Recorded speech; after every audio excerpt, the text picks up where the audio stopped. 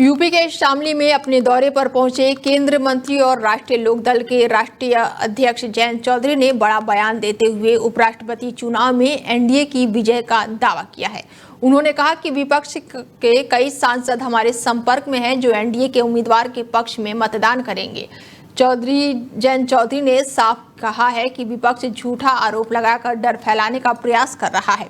बिहार में वोट चोरी के मामले पर उन्होंने कहा कि यह प्रतिक्रिया चुनाव आयोग की पूर्व से चली आ रही है और कई लोग गांव से लेकर शहर जाकर दो जगह वोट डाल लेते हैं। यह चुनावी प्रक्रिया पूरी तरह से निष्पक्ष होगी। विपक्ष बेवजह अफवाह फैला रहा है। कृषि क्षेत्र को लेकर उन्होंने केंद्र सरकार के जीएसटी पर भी बड़ा बयान दिया है।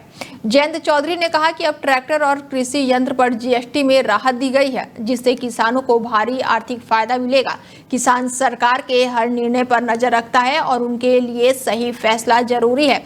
मुजफ्फरनगर दौरे पर दिए गए अपने बयान को सफाई देते हुए उन्होंने कहा कि मेरी भी कुछ बंदिशें हैं। मैं राज्य सरकार का प्रतिनिधित्व नहीं हूं, परंतु किसान हित में मैं हमेशा तत्पर रहूंगा।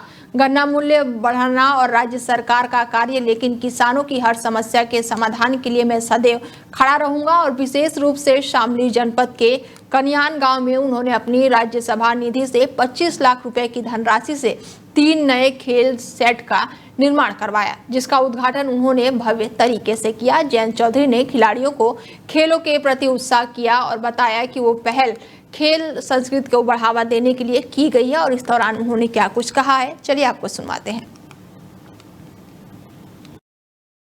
छत भी है तो मौसम बाहर जैसा भी हो, बारिश हो धूप हो, यहाँ कबड्डी में की जो है ट्रेनिंग कर सकते हैं। यहाँ कार्यक्रम भी हो सकते हैं, प्रतियोगिताएं भी हो सकती हैं। और इस गांव की परंपरा रही, मेरे बगल में रविंद्र जी खड़े हैं, ये इंटरनेशनल कबड्डी के खिलाड़ी रहे।